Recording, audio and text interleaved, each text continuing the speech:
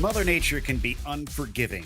She cares not who you are, so the weak and the strong are each just as susceptible to her whims. Keep your raincoat handy, because you're gonna need it as we get ready for the PCA Sim Racing Series 14 Pro Class. And you'll see it all live here on RaceSpotTV. Hi, I'm Joe Peak, and with me in the booth tonight is Ewan O'Leary. Behind the scenes is our director, Ramiro Cisneros. Well, we're thrilled to have Princess Cruises as the 2025 PCA title sponsor. As the official cruise vacation partner of Series 14, they provide exclusive offers, including world-leading itineraries across a fleet of 17 elegant ships, sailing to more than 330 global destinations. Reach out to the PCA concierge team to book your next adventure today by calling 833-679-2188. They might need a cruise ship out there. It is very, very wet on the track as we have now entered MotorLand Aragon on the schedule. Ewan? Yeah, one of the perhaps more unusual circuits on this schedule, I would say, and made even more difficult by the fact that it is going to rain at some point, and indeed with varying intensities throughout the course of the four classes we have over the course of the next 2 weeks. It's a rather rural part of northeastern Spain. Actually, this circuit it takes place on, and not a place in the world, certainly not in Europe, where you'd expect to see too much rain, to be honest. But it does rain, of course, occasionally, and it will do for these four classes this week. So, yeah, looking forward to it. It's going to be a big challenge, though. Expect to see some big time gaps, and those who have practiced well will go well, and those, of course, who can adapt well as well will do well these 2 weeks. No doubt, changeability and adaptability will be a huge factor. 30 points separating our top two, Townend and Rodriguez. Arthur Chan is then another 90 points back to round out our top three, and then another 80 points back to Isabel. So you're seeing some pretty decent sized gaps once you get past those first two. And then it closes up once again for the battle, essentially all the way from 8th up to that 5th position, maybe even 4th, really, as it's only 10 points between Isabel and Peterson. So drivers are finding themselves with some interesting fights here as we come into the latter half of the season. As we mentioned, it is already quite wet on the track for this outer layout version in qualifying. Looks like we might not have the rain for that much longer, though. So that'll make it interesting as what has become an extremely soaked track. I mean, look at how heavily it's coming down, Ewan, to suddenly a drying track as soon as they go to racing conditions. Yeah, and it's the puddles really you've got to worry about looking at on the racetrack, really. It makes it very difficult indeed to deal with when you've got just so much water on the racetrack. And these times are only getting slower, actually, in qualifying, so this order will be how they start the race, but everyone's going to have to keep an eye on the radar. Everybody's going to have to keep an eye on the racetrack and where the puddles are, but I'm glad to say that and see that we're using the best layout that Aragon has to offer, missing out the chicane at turns 12, 13, 14, 15, which would normally be there. I think it really doesn't help overtaking chances, actually, including that chicane. So I'm glad we've gotten rid of that. We run right the way down to the end of the long back straight and in towards that very fast final corner instead, which should provide for good racing. But it's really, so far, firstly, going to be about survival. As you see the session move forward and the track change, indeed a period of drying seems to have happened as well between the two sessions. Yeah, it looks like they've maybe skipped ahead a minute or two here, and rain has now stopped, so drivers will have to decide what tires to be on when they start this one. This is the pro class, so they expect a lot out of these drivers, and I imagine they're going to hand them quite a bit of difficulty. Let's take a look at our pole lap as well, I believe, as drivers are heading out for our warm-up session. That'll be fascinating, because I did see some very interesting lines out with those puddles, Ewan. Yeah, absolutely. You're going to have to change lines, and we'll see all of that here on board with Jesse Line here. As we come down in towards turn number 1, first of all, on this 55.9. Already you can see on the start finish straight here, moves to the middle of the road, sort of angle off this corner a bit more nicely. not touching that curb on the outside line. Now just being patient. This is really patience required through turns 2 and 3 actually. Same if it's really, really hot actually at this circuit, but the same applies in the wet. Just again, patience getting on the throttle. Don't go too wide there. This is really difficult, this section, turn 4 and 5. Expect to see spin through here even in the dry. Just see Lion there braking halfway through the corner there, a little bit more than normal, just so he didn't end up on the curb in the AstroTurf, which would have pulled him off.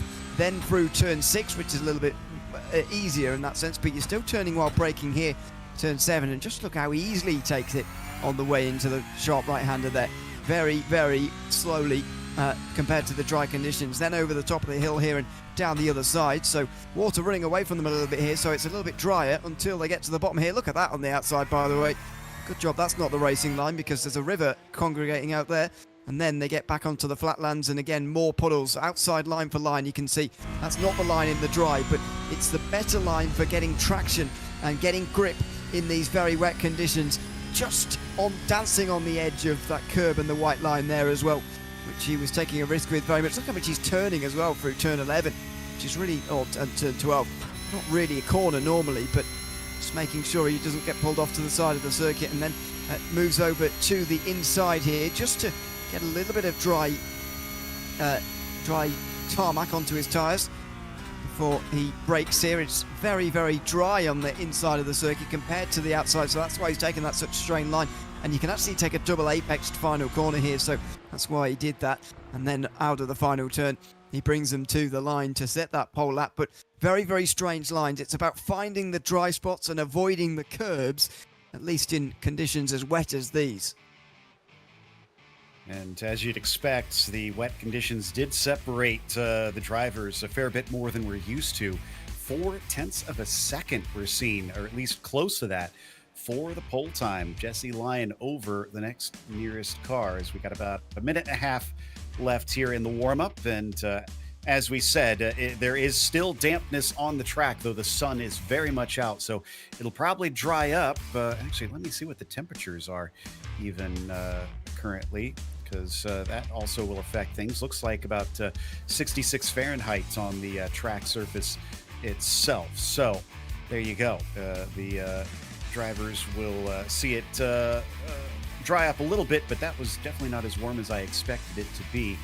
As now we take a look at our starting grid. Jesse Lyon with a 55.9, the only driver breaking under 56 in these wet conditions on the pole. Thomas Briggs in second, with Kerry Brooks starting from P3, and Bryce Rodriguez coming from second on the championship, starting fourth on this grid. Blake Townend, championship leader, in fifth, while Thomas Isabel will start in the 6th position.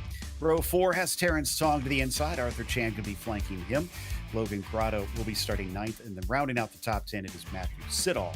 From there, it's Enrico Gregorato in 11th, and Kevin Chokel starting in the 12th position. Michael Patterson in 13th, and Matthew Chokel 14th. Then in row 8, it is Mark Godrowski in 15th and Silver Canny in 16th, with Lee Peterson 17th and David Fernandez in the 18th position. Last few drivers, with Chad Henderson in the 19th spot, sees Chris Braun starting to his outside. Brett Holmes starts 21st, Jonathan Waltman 22nd, and Rich Minkler in the last and 23rd position once we get to the race itself.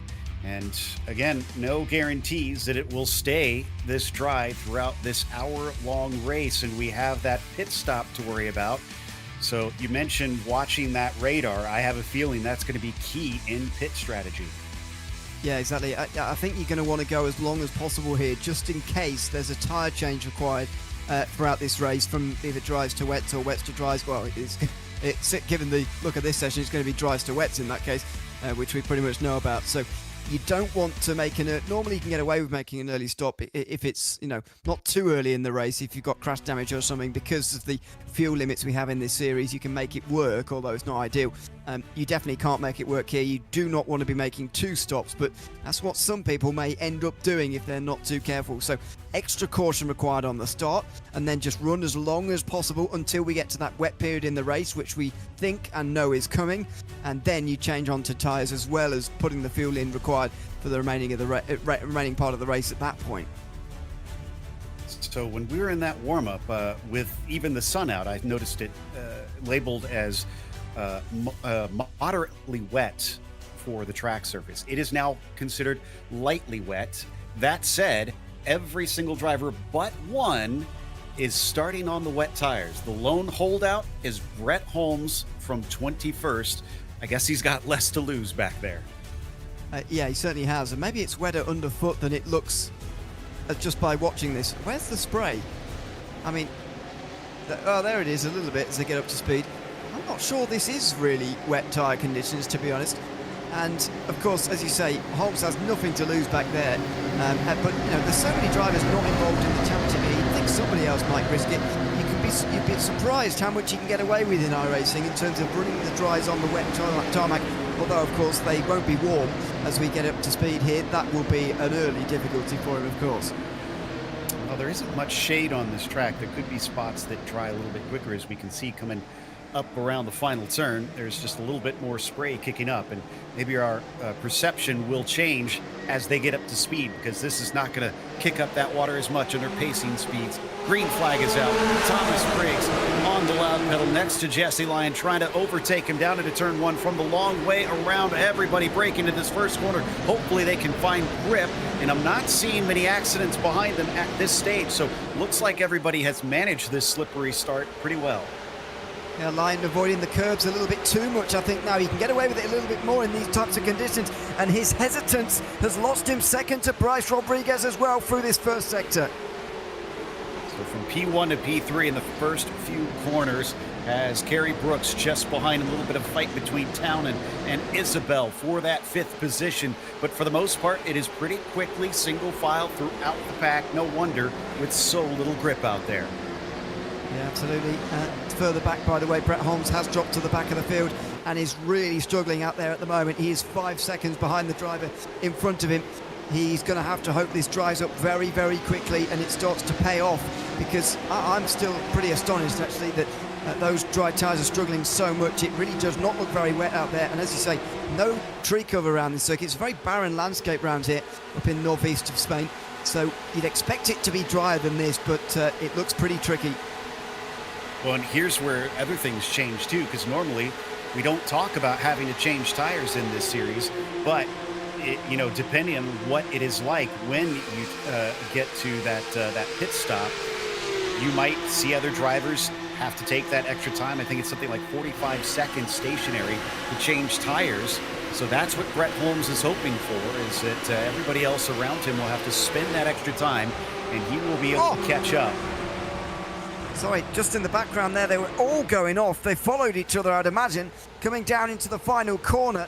Logan Grado lost a couple of places. He's now down to 10th. Terrace Tong just in behind Thomas Isabel. You can see them all weaving around, looking left and right. Gregorato and Arthur Chan side by side as well, as they all pile into turn one. Just seem to follow each other off the road down there at the final corner. Every corner at the moment is an expedition.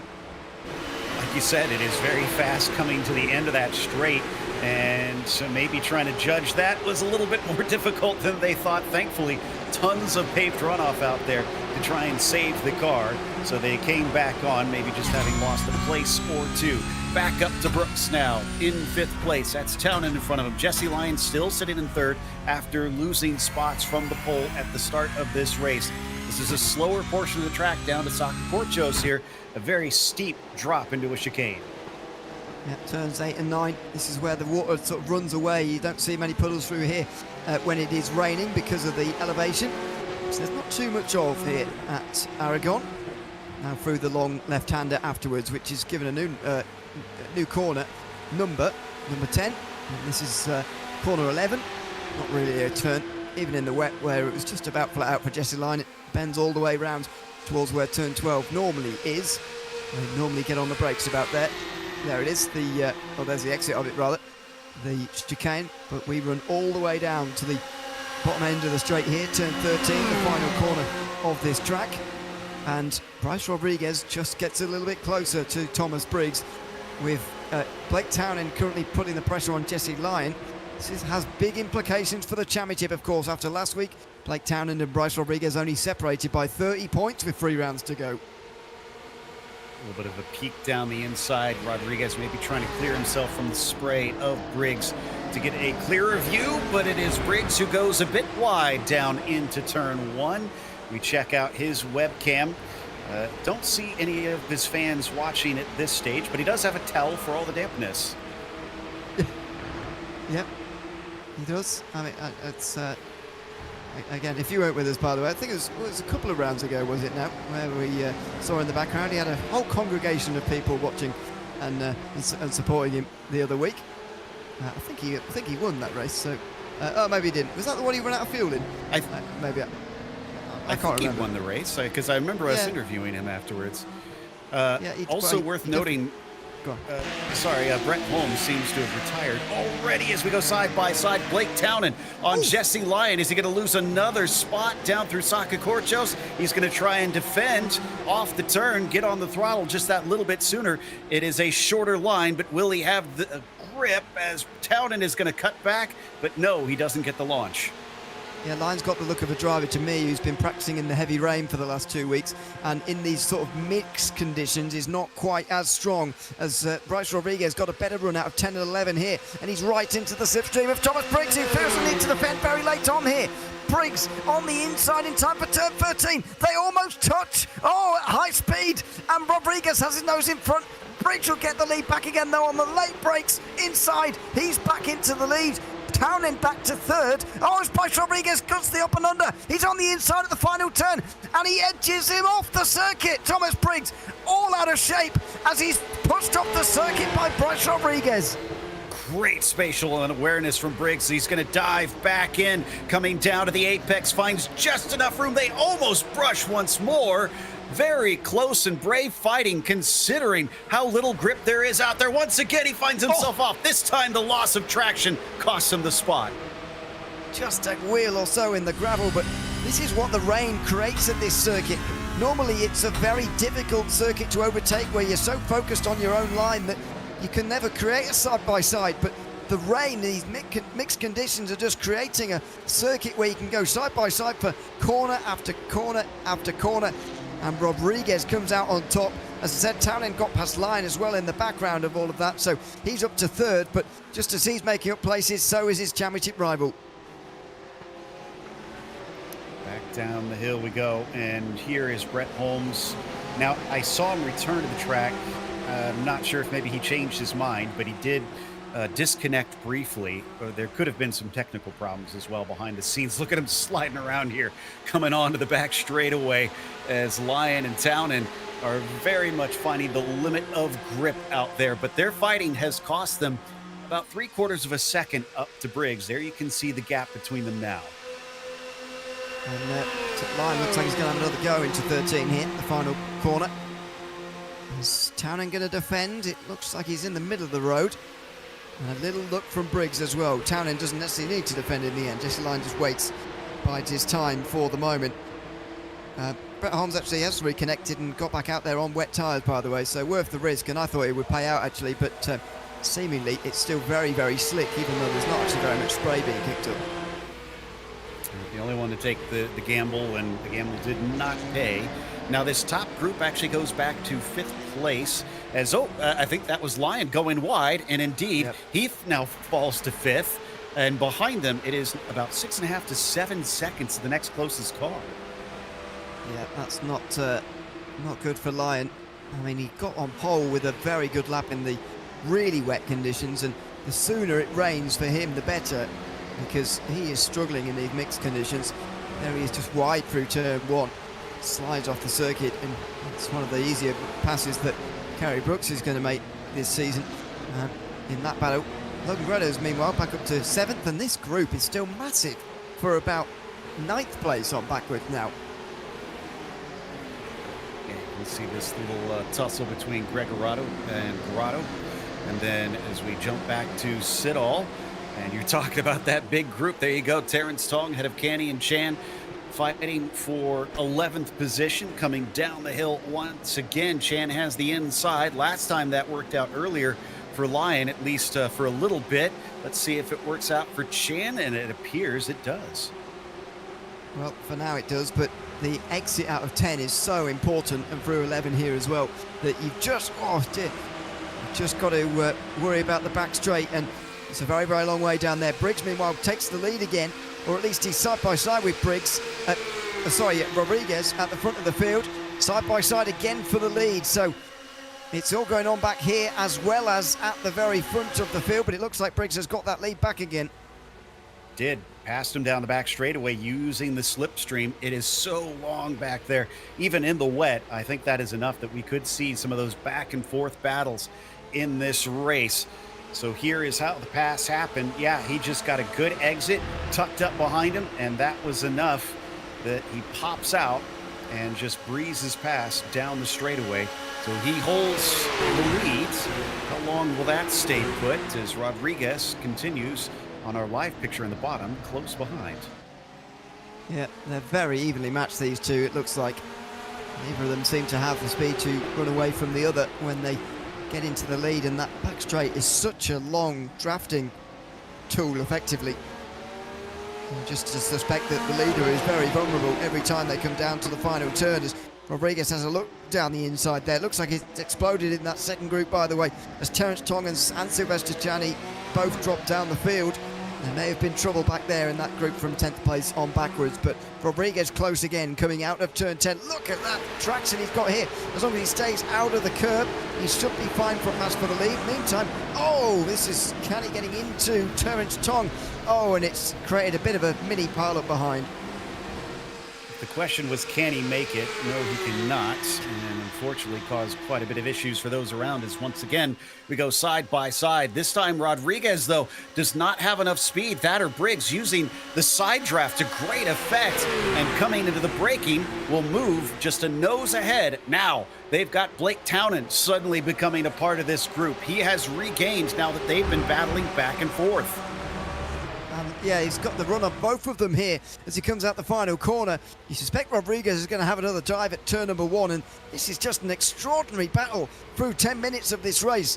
Briggs defends the inside. Oh, and he parks it as well, right in front of Rodriguez, who's still in second place, can't get past. Then Blake Townend, who's in third. Kerry Brooks has caught up as well. Oh, and on the curb, Briggs is going to go wide. He gets away with it, and that's the advantage of these slightly mixed conditions. You can ride the curbs a little bit and get away with it like Briggs did there. Let's remember that, as he once again goes too deep down into 5, he keeps it on the circuit and he keeps the lead. But all this runoff area can get you incident points, and they still have an incident limit in this race. Drivers need to watch out how much they flirt with those off tracks. Another look into turn 8. Briggs just defends again, but surely this is going to leave him on toast out of turn 10, and Blake Townend might be able to gain as well. Here comes Rodriguez switching to the inside. They'll be side by side through a very difficult traction zone here. This might be more difficult than you think to actually maintain. Rodriguez is going to try and shove Briggs wide again. Oh, and he only just had space to do that. They've done that a lot on these corner exits, and so far it's worked out for them. They got to be careful because this can unfold, and it will no longer be a battle for the lead for the pair of them if they make a wrong-footed move. Meanwhile, Briggs down the outside once again, trying to figure out which car he wants to throw his hat in with. Townend is back and forth, uncertain. Is he thinking about 3 wide? No. Deep under braking into the final corner, down to the inside. Rodriguez once again will squeeze Briggs wide. That opens the door for 10, and they are going to go 3 wide this time. They touch, and as they come off the corner, it looks like Townend is going to lead this lap. Rodriguez had to slow massively to avoid that 3 wide contact, and Kerry Brooks is going to come through as well for the lead. Blake Townend might do the 2-in-1. Briggs on the outside will hold on though. Oh, he just about keeps it on the circuit. Townend gives him a lot of room, and Briggs gets the lead. Rodriguez does not want to give up third place for the moment, and he's still on the inside of Kerry Brooks, who is going to be edged out wide now. Rodriguez slams in front of him, and it's Townend who gets in front of Rodriguez. Remarkably, the only change out of that.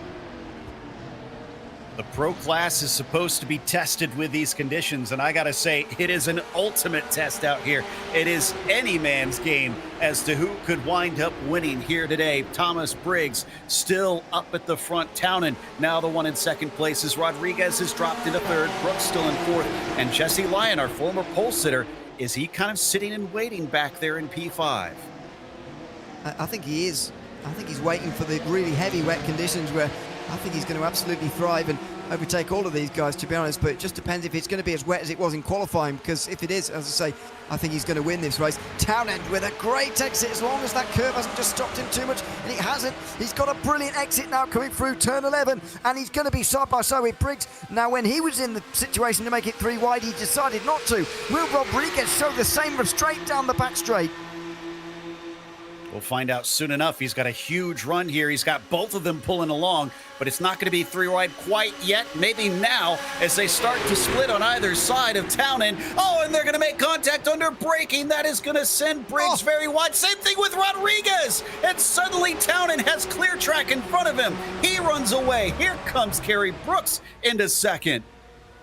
Oh, 3 wide again, and Townend trying to maintain this because this could give him an opportunity to run away with this race lead. Briggs on the inside doesn't want to give it up. He's going to make contact with Rodriguez. Oh, he just about avoids it.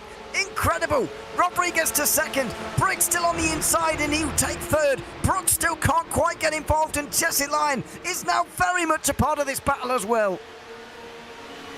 Kerry managed to hold that P2 for oh so short of a time, but he's not given up yet. They are still nose to tail, all in the top 5, with Townend maybe having the biggest gap over them at this stage at about half a second. And there we see on the replay just how frantic it was. Jesse Lyon from 5th place has a front row seat to the action.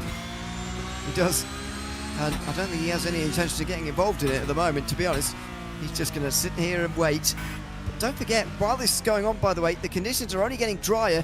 The only reason Jesse Lyon's got his windscreen wiper on at the moment is because at the high speeds, he's got 4 drivers spray going up in front of him. So this is constantly getting drier, and they're going to have to worry about tyre temperatures before long, unless it rains soon, which it doesn't look like doing in the immediate future. It does look like there are places where it feels like a dry line is forming, at least visibly.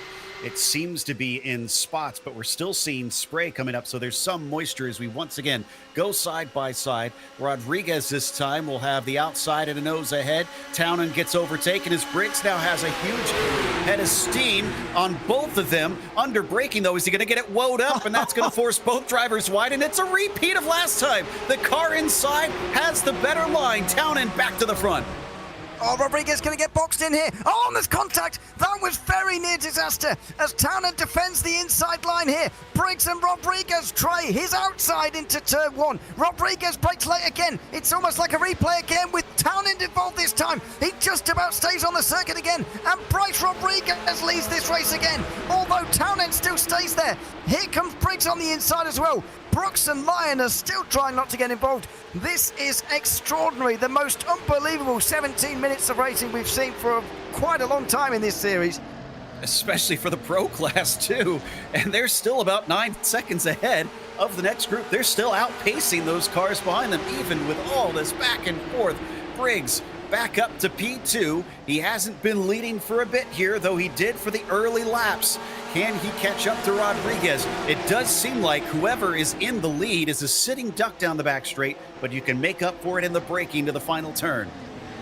Yeah, and Rodriguez has got the biggest gap that any leader has had for a few laps now, so let's see if it really is just about being in the lead and sort of having a gap of less than a second or so, or whether you can do something to negate that disadvantage, which it seems to be leading this field. This is battles further back, by the way. The group for 10th place, unfortunately, has disintegrated a bit. And as you say, despite the battling for the leaders, these guys are continuing to get further away from the race lead back here in 10th or so.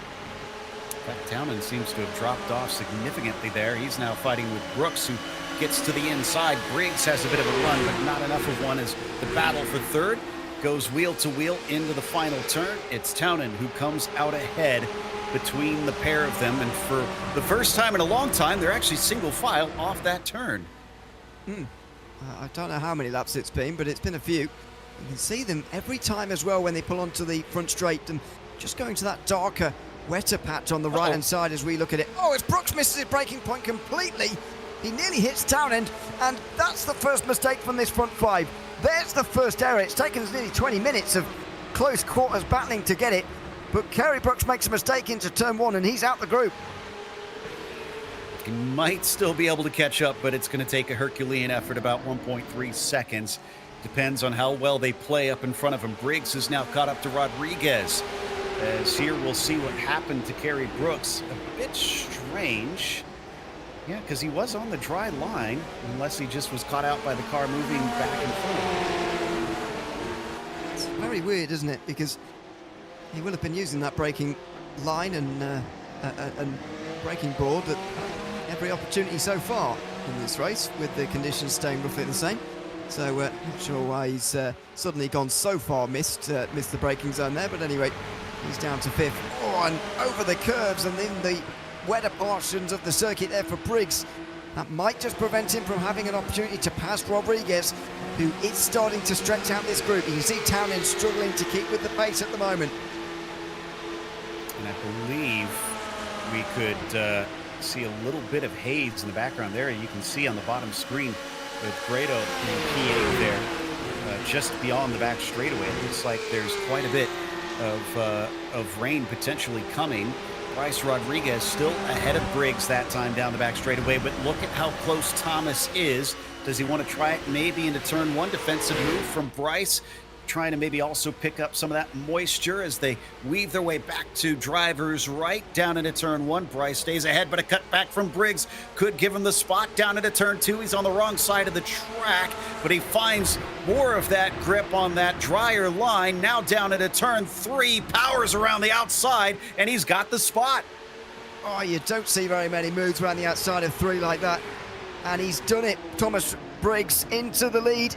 Bryce Rodriguez looks up the inside, tries to respond, but can't, and Briggs will now comfortably get away with this, although the back straight will be coming up again very soon, and surely he'll be re-overtaken. Contact again as well. Rodriguez definitely faster through these couple of corners. What I'm seeing, they might see predictions of rain within about a half an hour here.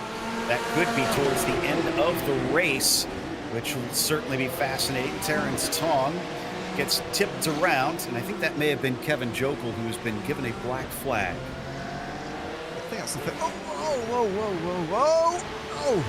Dear me, that wasn't textbook, but Terrence Tong back on the circuit. Logan Gred has also spun, and that's at the hands of Matthew Siddall, who's now 10th. I wonder whether there may be a steward's decision coming through on that one pretty soon as well. Ooh. Now it was our leader's turn to give us a bit of a fright as they made contact at all of about 170 miles an hour on wet track under braking. We've seen Briggs do this before, where he goes a little bit deep into the corner. Rodriguez cuts back underneath him. Will it work this time? I don't think it will, as Briggs has more grip coming off. And he will get through Thomas Briggs rather nicely, in fact. And Blake Townend will gain on both of them here. Looks for a bit of wet moisture to get his tyres cool. Oh, and Rodriguez goes for the cutback this time. Instead of hanging around the outside like he has done before, he's going to do what Briggs did to him only 1 lap ago, but he can't quite execute it as well. And you were correct about Siddall. He has been given the latest black flag. He'll have to come in and serve that one, cutting back into 4 and 5. Before this gets a little bit too crazy, I want to give a mention to our sponsor, Princess Cruises, because they're the 2025 PCA title sponsor. As the official cruise vacation partner of Series 14, they provide exclusive offers, including world-leading itineraries across a fleet of 17 elegant ships, sailing to more than 330 global destinations. Reach out to the PCA concierge team to book your next adventure today by calling 833-679-2188. They are nose to tail once again, coming onto the back straightaway. Who is going to wind up in the lead by the time we get to the final turn? Well, that's I'm going to say Townend if you asking me to put my money somewhere. I know he's in 3rd at the moment, but we've seen him so often slip through on the inside of a 3-wide moment here with Briggs and Rodriguez battling the way they have done. It's clear that if you're in the lead on the back straight, you're a bit of a sitting duck here, and maybe Townend's too far back. Briggs has actually got so long to actually pull back in the slipstream and re-attack now into the final turn. Not quite long enough for that. As Rodriguez holds the inside, he will keep the lead, but how does Briggs respond with his run off the final corner? He might well have another go at turn 1. back onto the racetrack. There's another incident point, I think, racked up with that little off that we saw there. Shows himself down to the first turn, but I don't think that was quite a serious attempt at making the move. All this fighting, well, I was going to say it has meant they left Kerry Brooks behind, but no, he's actually pitted. Interesting. I mean, he clearly is not intending on changing tyres at any point. Might not be the worst idea, but also they're not losing that much time, really, these guys, battling, if you can believe it. And he's going to end up in a lot of traffic, so I'm not sure that is the best idea, although he has already been off, of course. And he is up on the jacks. Now, he thinks a tyre change to the dries will be beneficial, but if it's going to rain again later, as we're assuming it will, then, I mean, he'll be toast. I can confirm he's showing as having put dries on. But yeah, I agree. If he hasn't been watching his radar, it's not going to be good news. Now, granted, he could make up a lot of time if the track is now set for dries and the wet tires are just going to be too slow. But I don't think we're at that point. I mean, we might be, but I think the bigger concern actually for these guys is the wet tires going off and almost sort of shredding through their tread in these dry conditions, so they're effectively almost like dries when the rain starts to fall again. That's the bigger concern. That's partly why you see so much weaving around. It's not all track position battling. It's a little bit to cool the tyres down as well, because on this occasion they're not side by side and they're still weaving around all over the place. Just trying to cool tyres down a little bit, and you know, that's the bigger concern for me. I reckon he will be quicker on dries at this stage, but it's just not going to pay out later. That's the problem for him. And just to give some context, by the way, we know that it is going to rain in all four classes of the Aragon round in PCA this season, but we just don't know when and how strong. That's, or at least pre-race, we don't know when and how strong. Exactly. We have the radar that the drivers can see as well, and that's predictions, but we don't know down to the exact minute of when things exactly are going to happen out there. Now, Kerry Brooks emerged in 20th, but like you said, he's going to have to pass a few cars as we check out Arthur Chan once again. So he's going to have to go onto those wet lines from here and there in those slicks to make some of those overtakes. Chan managing to bring himself up into 7th with that move over Patterson. Nicely done. So 7th position for Arthur Chan. Is a good return, I think.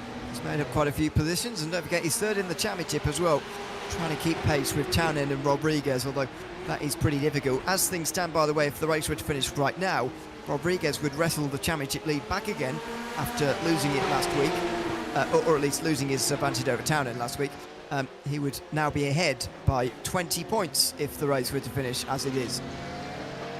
On board with number 50 of Chan as we watch him try to chase after Gregorato, and man, you can hear how much he is having to feather that throttle coming around Marquez and onto the back straightaway. We jump back up to our leaders. Rodriguez ahead of Briggs, ahead of Townend, and Jesse Lyons still holding on 4th. Yeah, and that's exactly what he needs to do. Although, you know, he can't afford for this race to only be really heavy rain for the last 10 minutes or so. In that case, he's going to have to start thinking about this race a little bit differently, but I think he is waiting for the real wet conditions. I think what we've witnessed actually in the first half an hour for Jesse Line is him sort of getting used to these conditions, in terms of he's not actually practiced these conditions very much, I don't think, but he looked like a driver to me who'd practiced the very heavy wet weather a lot over the course of the last 2 weeks. So I think the reason we've seen him increase his speed is because effectively we're watching his practice in the race, and he's going to come to the fore when it really starts to rain later.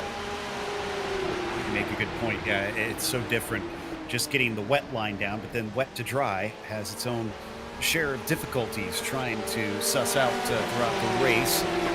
Logan Grotto is now into pit lane, so I'm not seeing him go up on the jacks, though. He seems to be content to stay on the wets and on the same tires too. That's going to be the other interesting thing. How torn up are they if we get that other rain in the final stages of the race? Is Briggs really pushing it there and drifting a little wide coming around Marquez? Yeah, don't forget that when we are looking at these pit stops, by the way, even if there is a tyre change, you won't see them go up on the jacks immediately, because you don't do fuel and tyres at the same time in a Porsche Cup car. So you do have to wait a little bit of time. That's why we saw a 32-second pit stop from Kerry Brooks, who, by the way, last time round set the fastest lap of this race. by 1.5 seconds, 2.5 seconds rather. So that is only going to get further extended. These guys are also setting personal bests and fastest laps of the race so far, but they're losing 2.5 seconds a lap. That will be a problem. However, even at 3 seconds a lap, it would take Kerry Brooks 16 laps to catch these guys. Exactly. However, I think the thing he needs to worry about is it's more like when he needs a second stop, because I can't imagine if we're going to get the rain that I'm seeing the radar showing that he'll be able to stay on these dries. He's going to hope that it offsets that extra pit stop that he's going to have to make, as Rich Meekler is the latest to have put on dry tires. Thomas Isabel, who we're following, is looking for his stall. I'm curious if he's going to follow suit or if he'll try and stay on the wets or maybe get new wets. Yeah, that might be a call, to be honest, because just wait, hold on a second. About 10 seconds of fuel. There you go. So just have to wait for the 10 seconds of fuel or so, and then we'll see whether there's... And there you go, dry tyres. You see the tread disappearing. It will be dry tyres. I think a better call, to be honest, is some new wets, because I think some of the... obviously when the rain falls, not yet, because these tyres are going to be pretty shredded now. You can see Rodriguez is actually starting to pull a bit of a gap on Briggs and Townend and Lyon, because he's just seemingly managed them a little bit better over the course of these last few minutes. Brooks went another second faster now that he's got real heat in these tires too. Meekler, for some reason, given a black flag. I wonder if maybe he sped on his way into pit lane, which I didn't notice him having one earlier, but it appears that he's going to have to serve that, unfortunately, and that will certainly hurt. But Kerry Brooks continues to eat away at our leaders. There is Meekler heading out of pit lane. And has a bit of an issue on his way out. Yeah, it's just spinning up the rears on dry tyres, isn't it, over the pit exit, because nobody's driving through the pit exit. It's still very wet there. You see the darkness of it compared to the racetrack. That will obviously get better, but not very much better, because you don't drive through the pit lane very often. So it's a real abrupt welcome to the racetrack again when you put those dry tyres on and you spin up immediately. Now we've got lap traffic as well for these leaders. That is Sylvester Canny, who has gone back in and back out again on wet tyres again. And from what I can see, the radar is predicting somewhere in the realm of about 10 to 15 minutes before the next band of rain is going to be coming through. So those that are going to gut it out on those wets, if they can keep them cool enough, that might pay off. But man, this is indeed a tough one, not just from driving conditions, but strategy calls. How do you manage this? Yeah, it's very, very difficult. This is why going on those dry tyres at the beginning was not a bad call at all. Unfortunately for Brett Holmes, it was just that little bit too wet. But if he could survive that early point with dry tyres, staying in touch with the others, he wouldn't have had to come in then before seeing the benefits of those dry tyres. Racing past some of those guys on wets and then coming in when it starts to rain and you're nearly out of fuel. That would have worked, but unfortunately for Holmes and everybody else who wanted to think about that, it was just a little bit too wet as Blake Townend comes down the inside. He wants to lead the chase now of Bryce Rodriguez, who's got a second's lead. Yeah, this is about the biggest gap we've seen for the lead all race long. Townend might find himself overtaken once again as Briggs gets a great run off that final turn. Coming down into T1, he's got the inside. He's going to outbrake Townend and put Thomas back up into P2. Behind them, Jesse Lyon, that is not the red car.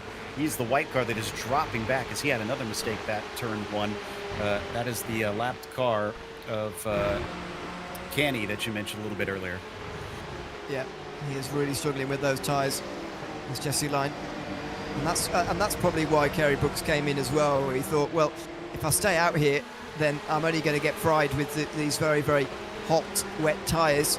Might as well try something different. And last time round he was in the 39s. That was 3.2 seconds quicker than the best lap from Bryce Rodriguez last time round. But again, as I said earlier, he still needs he'd need another 14 laps at this pace to catch up to Rodriguez. Now, there would be that amount of time remaining in the race, but that assumes conditions are going to stay the same to the end, and things have noticeably become quite a lot more gloomy over the course of this lap. Indeed they have. I'm checking, and yeah, I can see the clouds starting to approach the racetrack and cover at least part of it. So when will we see that precipitation start to come down?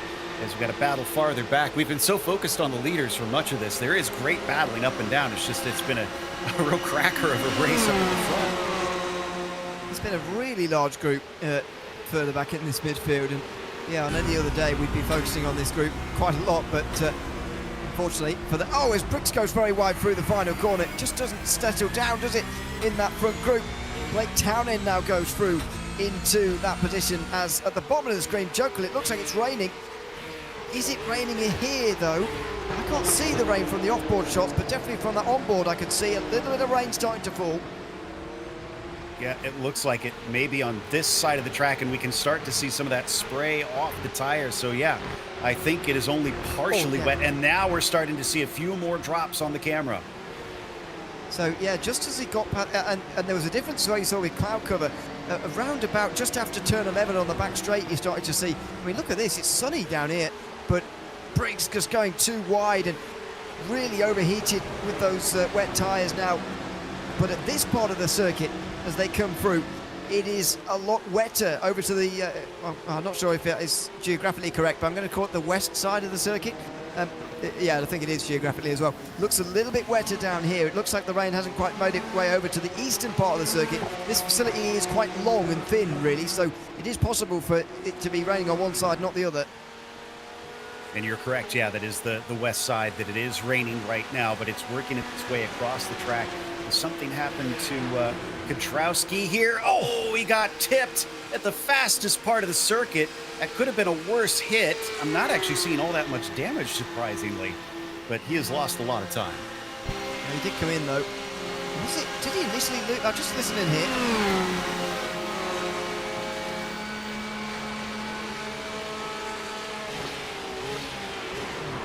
Oh, no, you're right. It was the contact. I was just wondering it's because they whether were braking at different times. I was just wondering whether he actually lost that himself first and then just spun across the front of Henson, but no, you're right, he was tipped there straight away. So unfortunately into the wall, Katrowski, and I'd say not much damage, but enough to see him in pit lane anyway.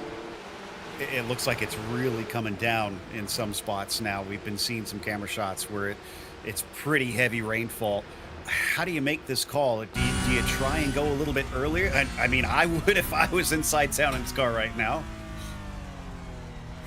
Well, I think you've just got to stick it out at the moment. I'm not entirely sure what this does to the field game, to be honest, because in terms of the tyre change now, they've just about survived that dry period with the wet tyres, these guys at the front. So they are going to stay on the same tyres to the end now, I think, even though they're going to be pretty fried. The question now is when do they come in for fuel? And to be honest, in that school of thinking, as Kerry Brooks comes in now, maybe now is the right time, because if anything, the tyres at this stage would be just slightly too warm. The temperature was rising as well into the mid-20s Celsius, that sort of mid-70s towards the high 70s it was getting, and that obviously that's going to go away now. But the tyre temperatures maybe will just be a little bit too high, so maybe now is not the worst moment to do it. Having said that, that will give you a high fuel load for the remainder of the race, and staying out there until you run it dry as normal in a normal dry race will still be advantage as far as car weight is concerned. You can see so much more spray now under the darkness of the clouds. Rodriguez continues to lead, currently at about a second and a half over Blake Townend. And coming up on traffic, that's Chris Braun just in front of him.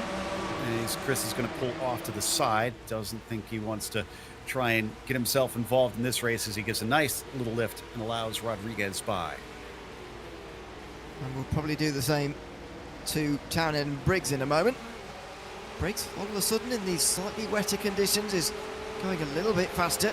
And just watch out for Jesse Lyon as well. Last time round at 49.3, but that's not representative of what he was doing in qualifying. There was only two drivers within a second of him, by the way, in qualifying. So in the really heavy rain, if we're going to get that in the last 15 minutes or so, expect Lyon to advance, unless he's taking too much out of his tyres in the dry, which is entirely possible.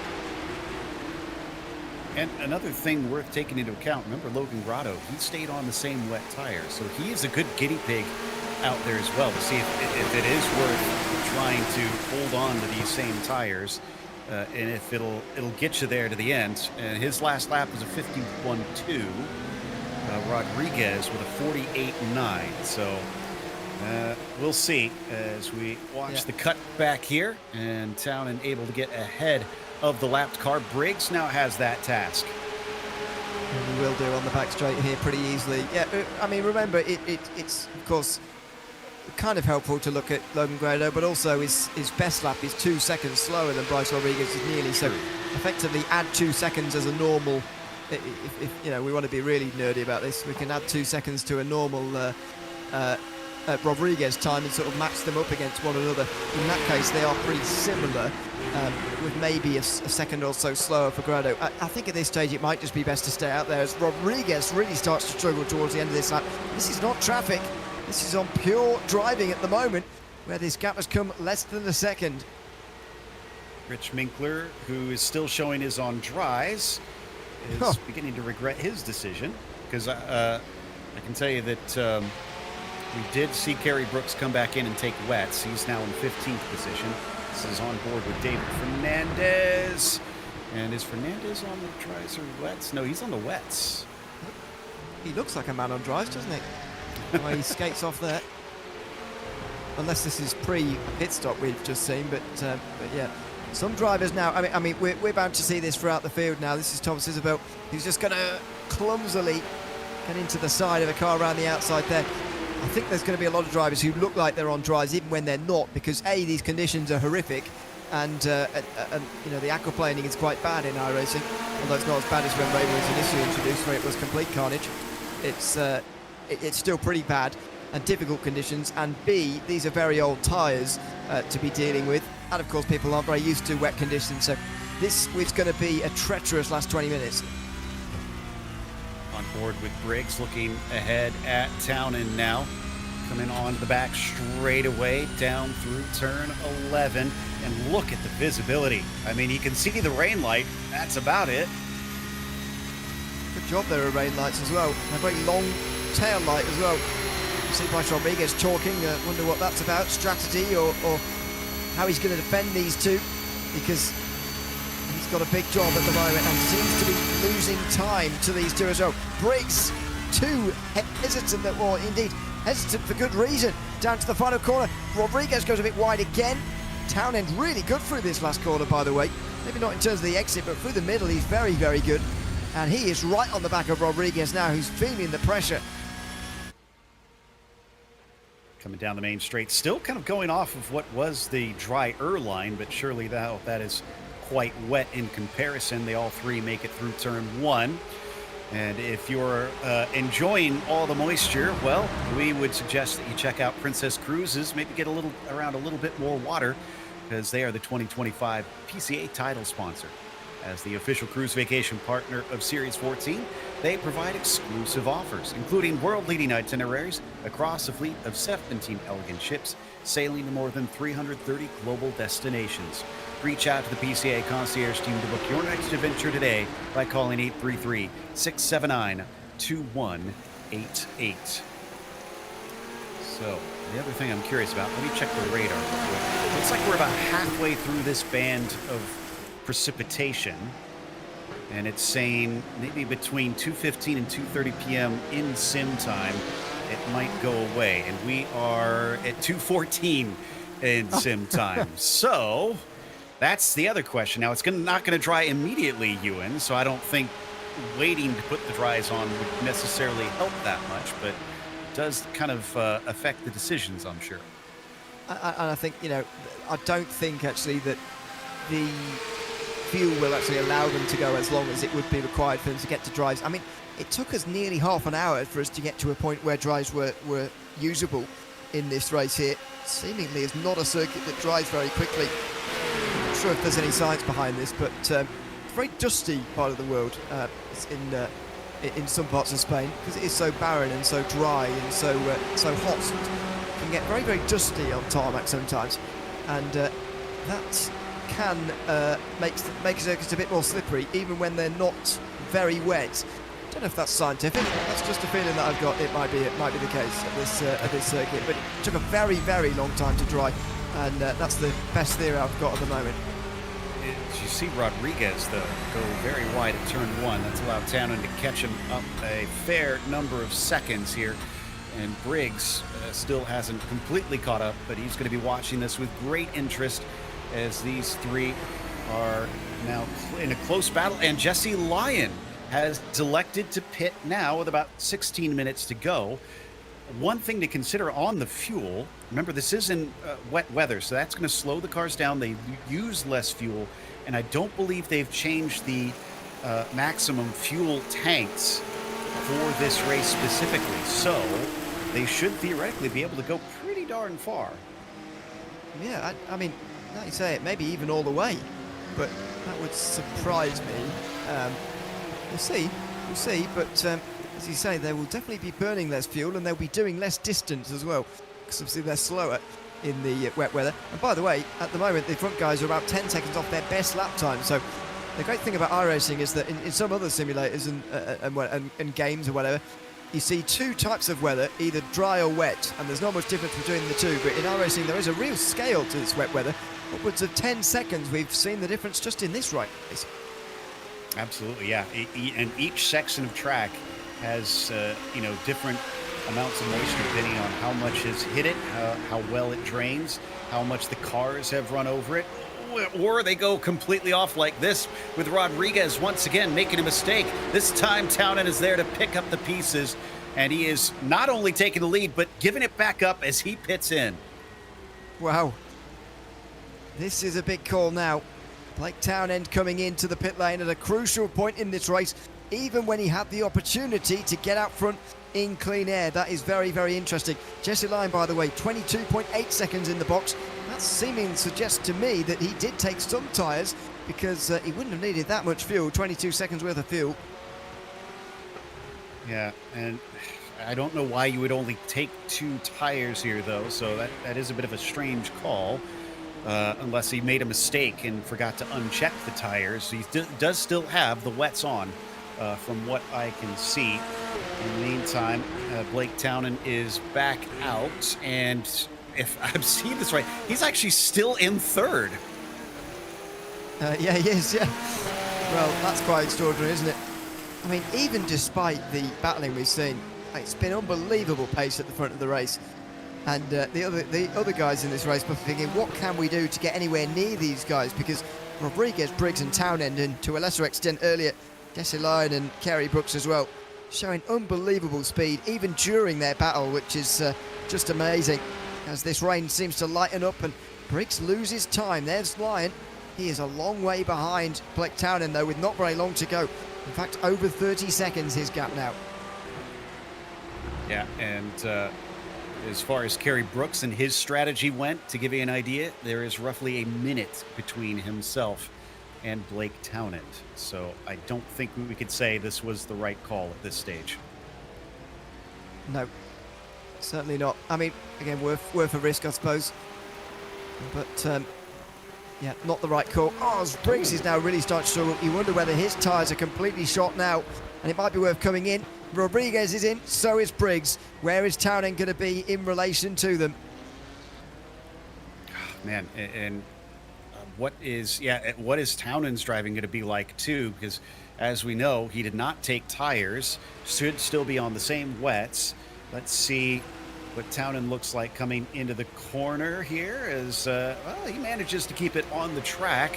So maybe it's just down to driver error, not so much the condition of the tires. Meanwhile, Briggs is still stationary. Rodriguez is still stationary. Townend is coming up the first corner. Looks like Thomas is just heading out as Rodriguez is the first one to leave, and he's going to be out ahead. Well, he's got a long way around turn 2, though. It's going to be first, though, just about. Blake Townend less than a second behind, and he seems to be in the rhythm at the moment. It's doing well, and Rodriguez goes right through turn 3. That will gift a couple of attempts to Townend immediately here as he tries to chase down his championship rival for the race lead. 12 minutes on very old wets for both Rodriguez, Townend, and Briggs up at the front, but they've got somewhere in the realm of about 15 seconds to the next nearest car. Theoretically, this is a straight fight between these three. And in the championship, by the way, if it were to end right now, Rodriguez and Briggs would be in a... Rodriguez and Townend, sorry, would be in a tie. They would have had exactly the same 5 results this season, on different nights, obviously, and they would be leading by over 100 points over the rest of the field. But what an extraordinary season. With 2 rounds to go, they would be dead even. Wow, this is going to get fun then. This could be a very decisive race if they are that closely matched all around on board with Briggs as we look up through, and there we can start to see some sunshine peeking out through the edge of the clouds.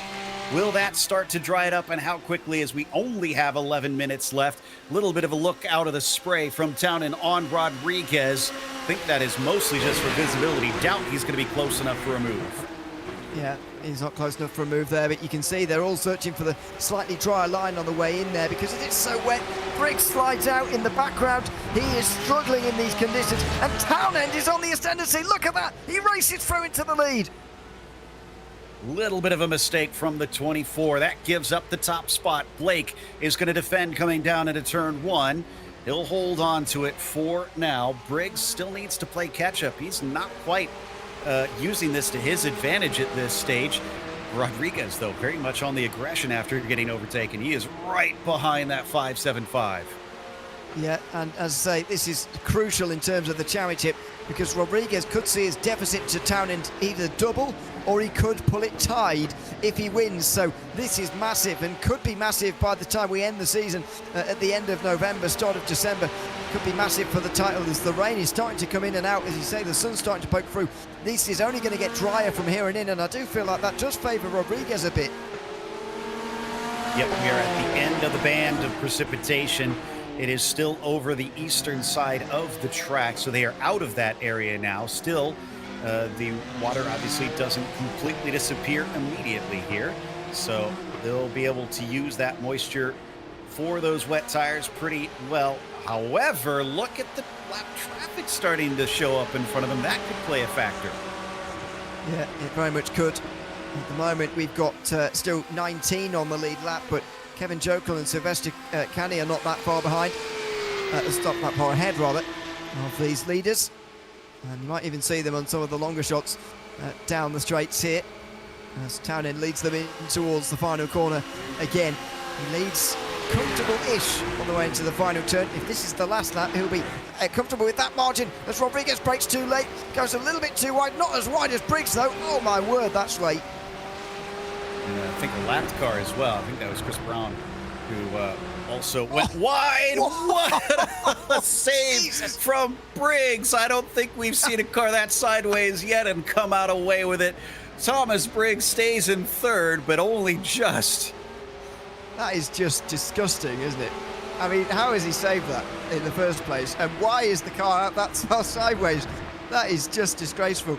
I don't know how he saved it. Oh, and Townend, just a bit of traffic. And here comes Rodriguez through the middle into the lead. Capitalizes at just the right moment, splitting the middle between them. But it's deep from Rodriguez coming into turn 5. Looks like not deep enough. Townend unable to try and cut back underneath him. Now he's got to try and retake that spot. 8 minutes left to go with a track that looks like it's going to be drying quickly. Yeah, it does. It's a little bit warmer than it was earlier, to the tune of 1 or 2 degrees Celsius. So it is going to dry maybe that slight bit faster this time round, but it won't be good enough for dries, of course, by the end, and nobody would dream of pitting at this stage in the race anyway. Within the last 8 minutes, it's just fighting with what you got. This is just ridiculous from Thomas Briggs. Give it some style points for the 22. Unfortunately, all it will net him is a bit of champagne on the bottom step of the podium, though, as we come back onto the back straightaway. The gap is about 0.3 of a second. What's it going to look like when they get to the brake zone? And who can woe it up in time? Because we've seen multiple drivers get a little bit over-ambitious and back out to the racing lane. Oh, weaving across the track now. Townend unsure which way to take this, but they both come in shallow. Yeah, I think that line is getting quite narrow into the final corner because nobody's running out through the middle when it was really, really wet. It is still very wet when they get to the braking zone on the outside there, so that could make things difficult. on the last lap, they will probably go for it, I suppose, but before then, it's going to be very tricky. Townend constantly getting the better run out the final corner, which is a turn he's better at, I think, than anybody else in this field. He seems to have shown that so far. He continues to put the pressure, though, on Rodriguez. Wasn't able to get past this time. It's just under 7 minutes to go. There will be 4 laps left, including the one that we've just started.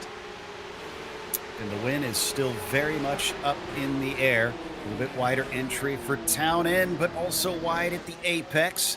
As, behind them, Briggs has trouble trying to lap. That was Chad Henson, who had just finished his pit stop and is back out. So traffic is going to be a continuing story here. Sylvester Canning might be the last one they have to overtake, though, unless they're going to come across Brett Holmes or Thomas Isabel for some other reason to go multiple laps down, but that should be the last of it now. Briggs having to make these aggressive moves to stay with the leaders, but he's just a frustrating distance behind right now. There was slight contact between them, but it looked like a no harm, no foul situation between the pair of them as they were each able to carry on. So we come back to this long backstretch. Just has been such an important part of the track here all race long, but for different reasons at different times. Now it mostly seems to be down to who can break deeper and make the corner.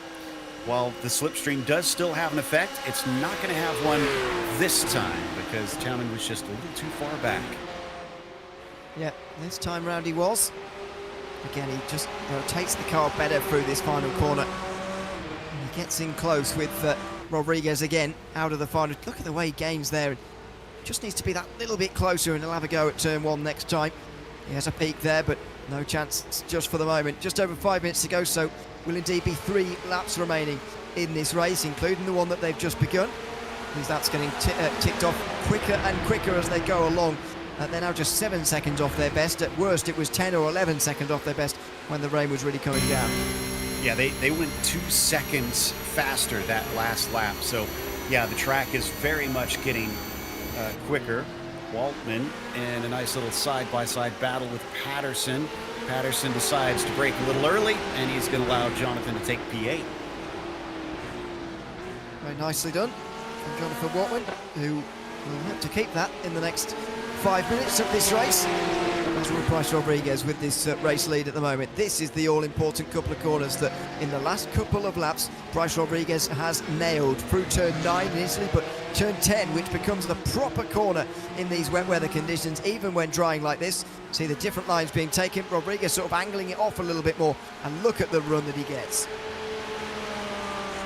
And let's stick with this, but I want to give a nod to Waltman. He's up 14 spots from where he started, second to last on the field and running in 8th place. A phenomenal race from the 707.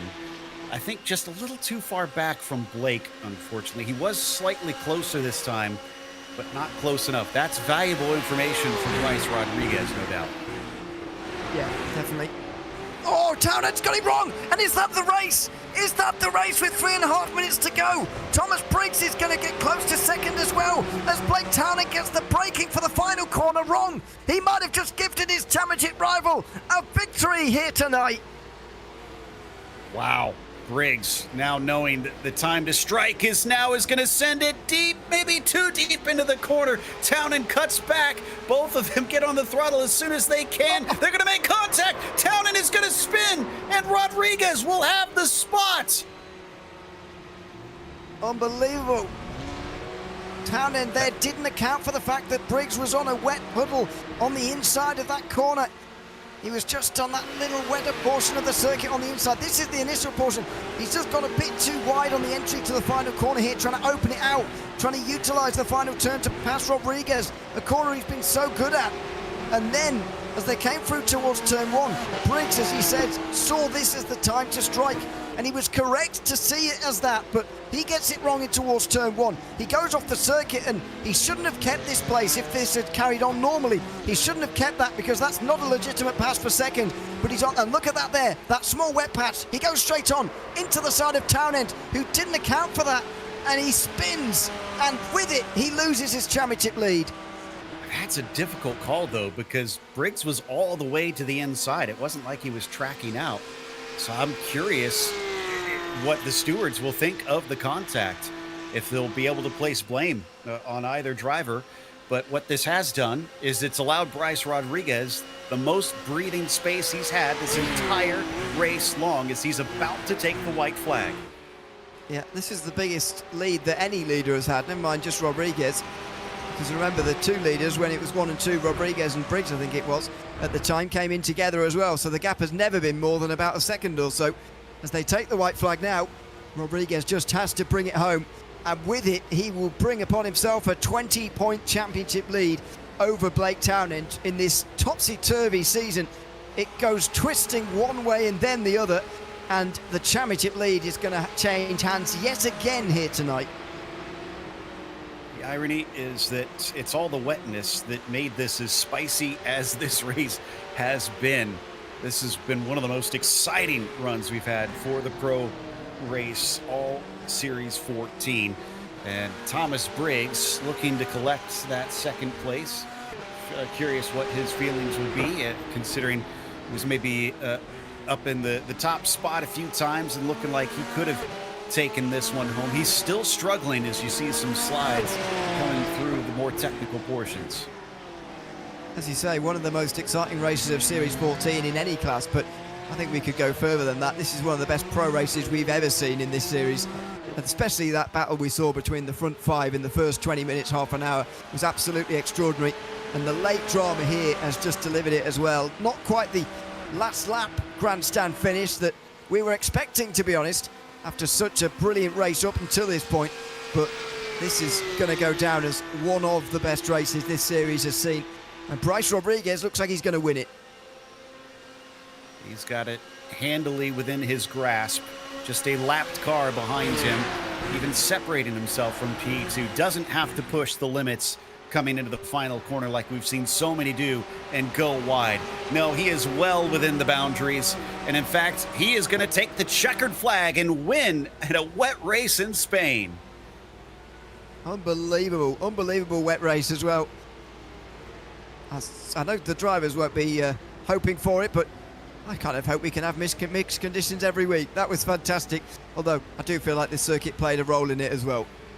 Yeah, it was a good choice to have it. The rain in Spain definitely kept us maybe a bit insane out here. As Jesse Lyon, our pole sitter, unfortunately 31 seconds behind our leader at the end. Just didn't seem to be able to back up that pole lap. No, was very quick towards the end. New tyres definitely did give him a bit of an advantage in terms of speed, but the amount of time you lose on those tyre changes is just far, far too much. As you say, I think if it had been qualifying conditions all throughout, Lyon would have absolutely walked that race, but the fact is it was a lot more mixed and adaptable than he was able to be in that race.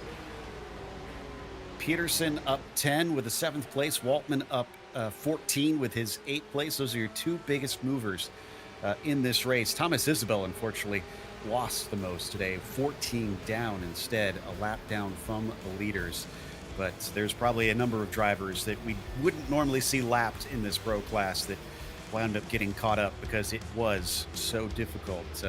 So yes, they tested them, but a great many of them stood up to that test, and some came away with flying colors, others maybe not so much, as the last of the cars, Matthew Jokel, crosses the line now just behind Kadrowski here.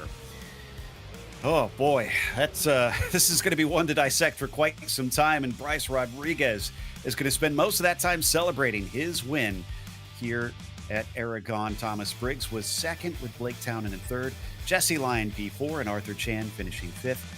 Enrico Gregorato P6 for him. Look at that, 6th place in 50 seconds behind the leader. Leif Peterson P7 with Jonathan Waltman in 8th. And then 9th goes to Michael Patterson with Kerry Brooks rounding out the top 10 after a failed strategy call. Matthew Siddall was 11th, Logan Grotto in P12, Terrence Tong 13th, and David Fernandez 14th. Kadrowski P15 for him, and Matthew Jokel last on the lead lap in 16th. Sylvester Canny in 17th was followed by Chad Henson in P18, Kevin Jokel 19th, Thomas Isabel in 20th position. And then the last few sees Chris Braun I believe potentially the only other driver to finish. Brett Holmes may have come home. I haven't been able to see if he caught the checkered flag, but Rich Winkler definitely was a DNF for this one. So, as we take a quick chat, I think first up is going to be Bryce Rodriguez, who comes away with the win, outlasted all the others through the changeable conditions. Bryce, that was stunning to watch from outside the cockpit. How high is your heart rate right now?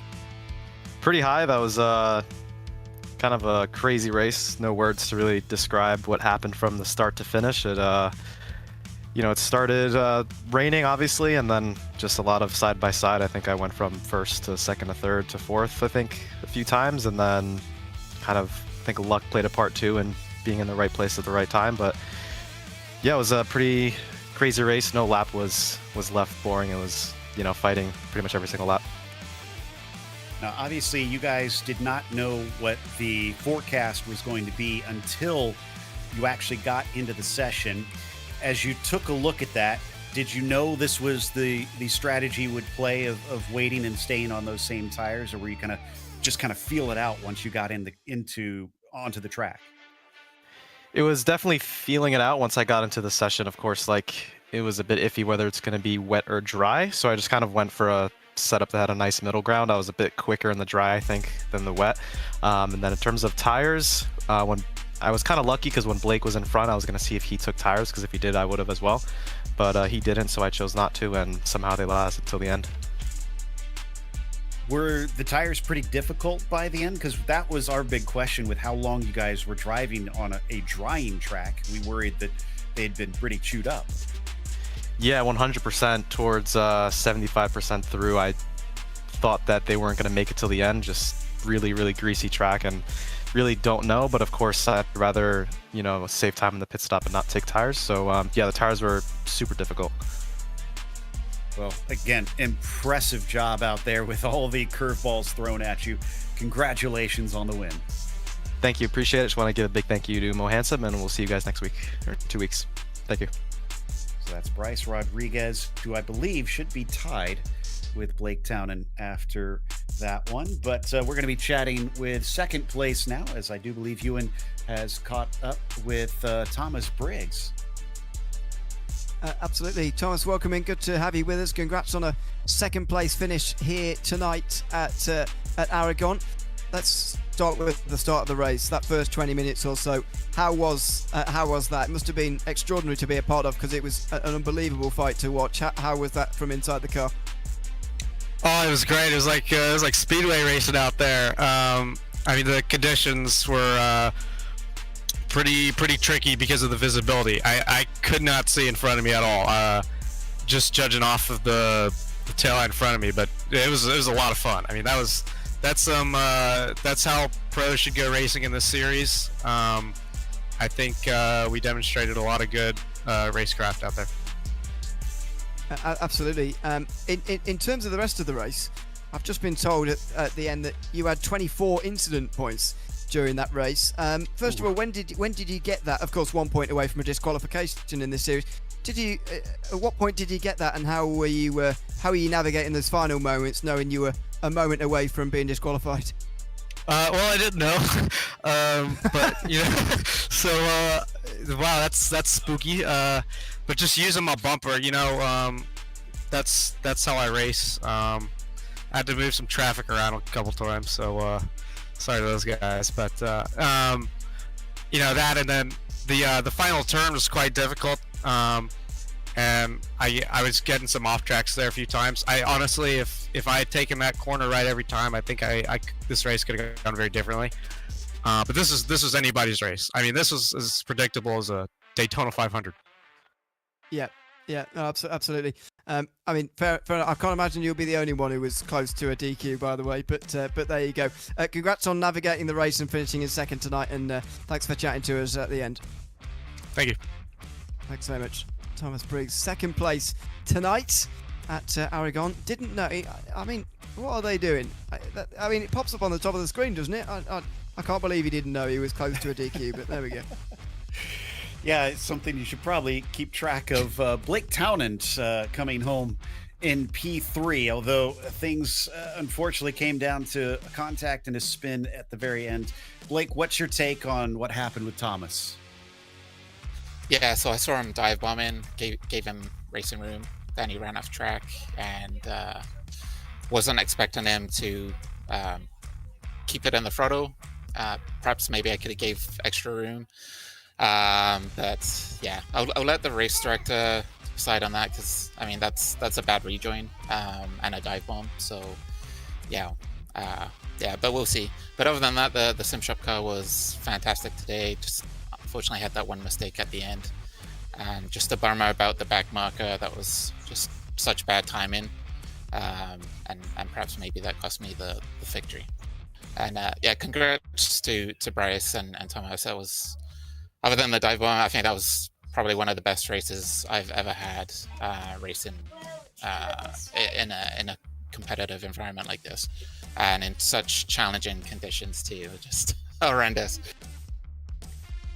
Yeah, that's a good point. It you know, other than just that one moment, it was fantastic watching the five of you at some cases early in the race. But how did you make the decision on when to pit? You were a lap ahead of Bryce and Thomas on that. Did you want to pit on a different lap from them, or were you kind of hoping to come in together? Yeah, I actually probably had enough fuel to stay pit on the same lap as them, but I thought maybe they might battle, and that could open up a window for me. I was playing it safe with fuel as well. There was plenty of fuel left in the tank, so I didn't want to take too many risks, because me and Bryce are fighting for the championship, and it's just like neck and neck at the moment. So yeah, that's what I decided on as soon as he ran wide in the last corner. I thought, maybe that would be the best time to just pit. And with 2 races to go and so little between you and the points, and the results looking so darn even, how do you tackle this last bit? Are you just going to be focusing on racing against Bryce, or do you not consider any of that? Yeah, like my focus today was just to beat Bryce. Like Jesse had a really fantastic quali lap. I don't know how he pulled that out of the bag. Briggs is quick, carries up there. Thomas, Isabel is up there at times. So, and the interesting thing is some tracks suit certain drivers, better. And so I know Solder with the very finicky chicanes can be quite problematic, especially that first one. So yeah, I think that there might be a little bit of a deficit in the championship. So got to really just ensure that I beat Bryce in both races and win. Well, it sounds like your fan club is ready to cheer you on with at least another podium to celebrate. So congratulations and enjoy the night. Thank you so much, guys. Take care. It's Blake Townend finishing in 3rd today. And we are not done with the racing here at Aragon. We'll have more of it, but when we do get back for the pro class, it's going to be at Zolder instead. It'll be a dry race for that one, thankfully. But that is another very difficult circuit, as you can see here. That'll be November 12th at 9 p.m.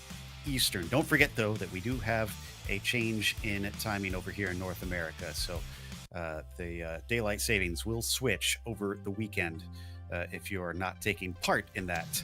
Meanwhile, we do have racing tomorrow night, as I said, back here at Aragon for the club class. So join us on October 30th. Big thank you to Ramiro and Ewan, and thank you for tuning in to PCA Sim Racing. I'm Joe Peak, and until next time, race clean, race hard. We'll see you on the track.